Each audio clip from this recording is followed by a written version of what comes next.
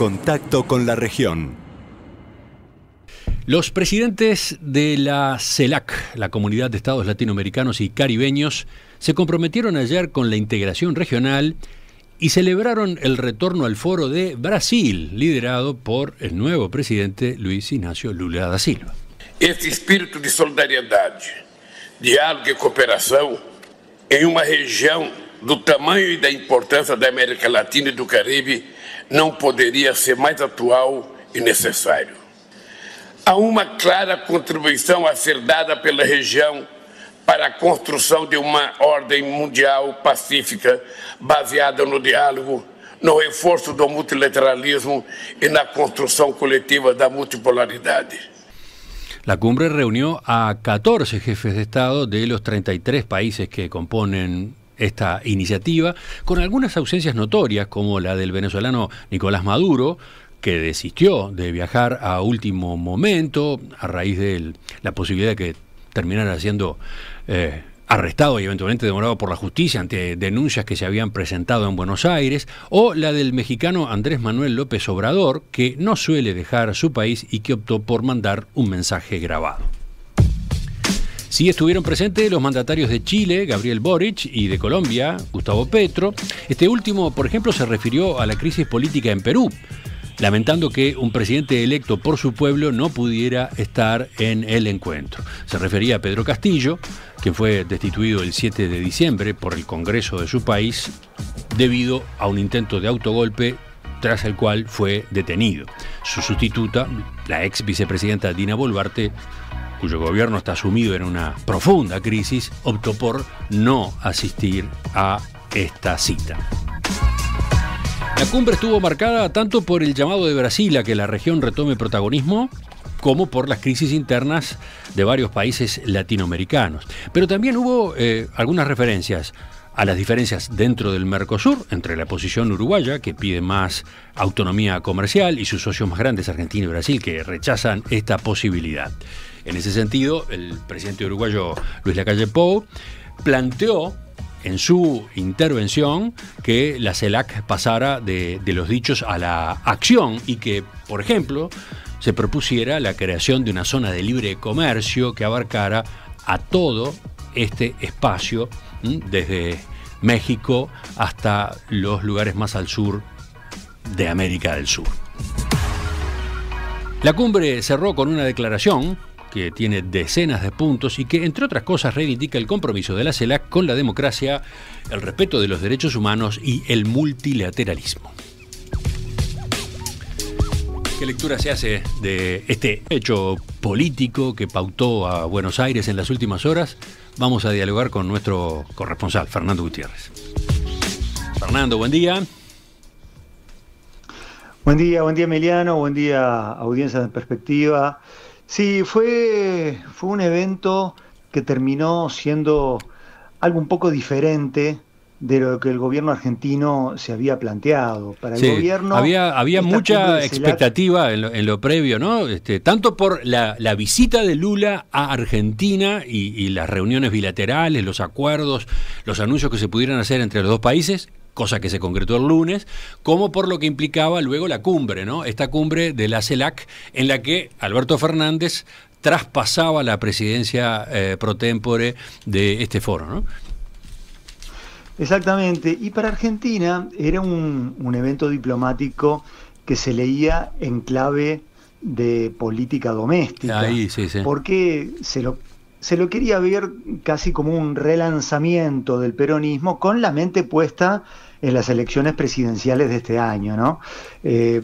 Lula da Silva es una figura muy carismática para el electorado de orientación progresista en Argentina, y entonces su visita era vista como la oportunidad ideal para ese relanzamiento. La estrategia del gobierno era la de plantear que en las elecciones de Argentina se va a jugar esa misma antinomia que se ha visto en otros países de la región, y concretamente en el caso brasileño, es decir, de un lado las fuerzas democráticas y del otro lado fuerzas autoritarias que se oponen a intereses populares y que por eso son capaces de recurrir a métodos antidemocráticos, desde la persecución judicial a líderes opositores hasta intentonas de golpe. Sin embargo, las cosas no salieron tal como se había planteado. Al final, en la agenda política y en la agenda mediática, terminó teniendo más protagonismo esto que vos comentabas antes, la controversia, por ejemplo, por la invitación al venezolano Nicolás Maduro,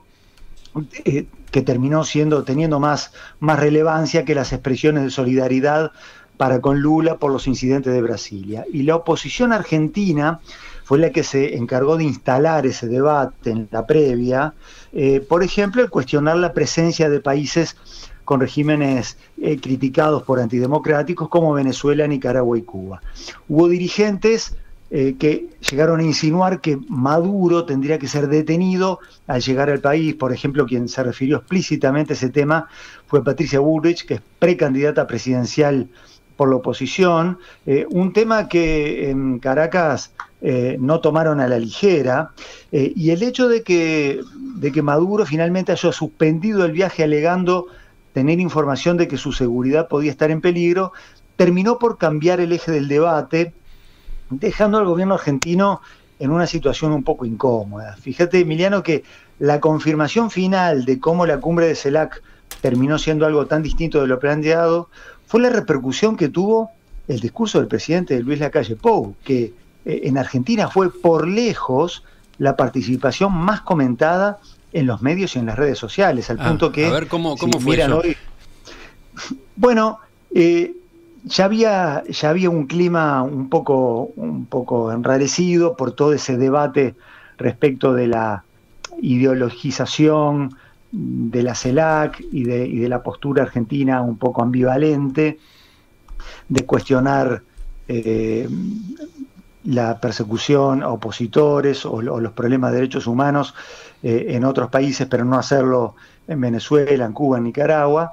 Y entonces, cuando Lacalle Pou planteó explícitamente ese tema en su discurso, fue ampliamente festejado y reivindicado por parte de la oposición, ¿no? Recordemos que Lacalle habló de la necesidad de no tener una mirada hemipléjica a la hora de reclamar derechos humanos y por las instituciones en algunos países, pero evitar la condena en otros países, en una alusión obvia a Venezuela, Cuba y Nicaragua. Sí, aunque aunque ves en su texto no mencionó expresamente a los tres países, ¿no? Sí lo había hecho en la cumbre anterior, en la edición anterior de la cumbre. Exactamente, lo había hecho en México y dijo que no lo mencionó con nombre y apellido, pero recordó que él se había referido a ese tema en la anterior reunión. Y también hubo elogios por parte de la oposición argentina al planteo que hizo Lacalle Pou sobre la necesidad de avanzar en una zona de libre comercio continental, una postura de Lacalle que se contrapuso con un discurso mucho más ideologizado del presidente Alberto Fernández, que hizo foco en la CELAC como una respuesta de la región a un mundo más proteccionista, y que había tenido también un discurso mucho más ideologizado en el sentido de que la región tenía que frenar el avance de lo que él llamó una derecha a ultranza, una derecha recalcitrante. Por supuesto que además ese clima previo había estado enrarecido por las declaraciones desafortunadas del ministro de Economía, Sergio Massa, sobre la voluntad de Argentina de tener que cuidar a su hermano menor. Fue algo muy criticado por la oposición argentina, y bueno, por supuesto que le pasaron factura al gobierno con ese tema, porque para colmo, ayer, mientras se producía la reunión de la CELAC, en Argentina se produjo una escapada del dólar en el mercado financiero, y además se agravó la polémica por el anuncio del ministro sobre la recompra de bonos de deuda soberana en medio de movimientos sospechosos de las cotizaciones del mercado.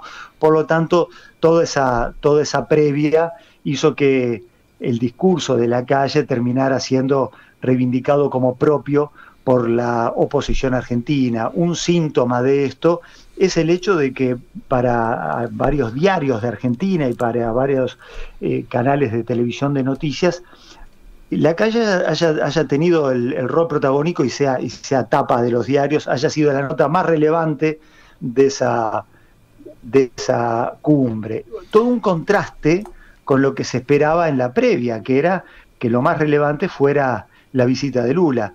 Pero el brasileño se mantuvo dentro de la diplomacia y evitó referirse explícitamente, por ejemplo, al conflicto que el gobierno argentino mantiene con el Poder Judicial. Y hasta resultó sugestivo, Emiliano, que no se haya concretado la reunión con Cristina Kirchner, quien mantuvo una especie de agenda paralela y recibió a los presidentes de Colombia, de Bolivia y de Honduras.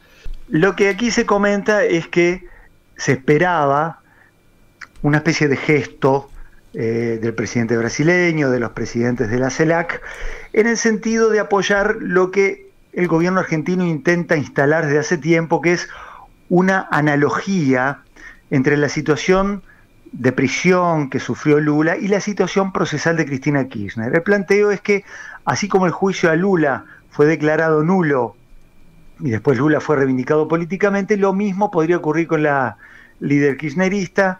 Sin embargo, no se encontró ese eco esperado por parte del gobierno brasileño y bueno, tampoco tuvo resultado la otra estrategia del gobierno argentino, que fue la de darle a su prédica sobre el lawfare un marco formal y una máxima visibilidad al presentar una denuncia ante el Comité de Derechos Humanos de las Naciones Unidas, en el sentido de que en la Argentina había una politización del Poder Judicial. No fue casualidad el hecho de que el planteo haya sido hecho el mismo día en que se producía la cumbre de la CELAC. Sin embargo, ya la primera señal de parte de la Organización de Naciones Unidas fue negativa, porque lejos de darle la razón al gobierno argentino, le pidieron que asegurara la plena independencia del Poder Judicial y de los fiscales. La oposición argentina interpretó esa recomendación como un rechazo de la comunidad internacional al juicio político que se está impulsando en Argentina a los jueces de la Corte Suprema de Justicia. Es decir que, por un lado, no tuvo esa repercusión interna que se esperaba, en el sentido de que demostrar a una comunidad latinoamericana alineada con la postura argentina, y por otro lado, esa jugada específicamente dirigida al tema del lawfare, como se denomina, a la persecución política por la vía judicial, tampoco tuvo el impacto y el respaldo regional que se esperaba por parte del gobierno argentino. Para terminar, Fernando, otro tema que estuvo en el tope del interés regional, a partir del fin de semana, en realidad, fue antes de que llegara la delegación brasileña a Buenos Aires, es esta alternativa, esta eventualidad del establecimiento de una moneda común Argentina-Brasil para el comercio bilateral. Quizás incluso con mucha confusión a propósito de qué es exactamente lo que se está conversando entre los dos países. ¿Es moneda común? ¿Es otra cosa? Pero a ver, contanos en qué ha quedado ese tema. Bueno, estaba la expectativa de que se anunciara algo mucho más concreto y detallado.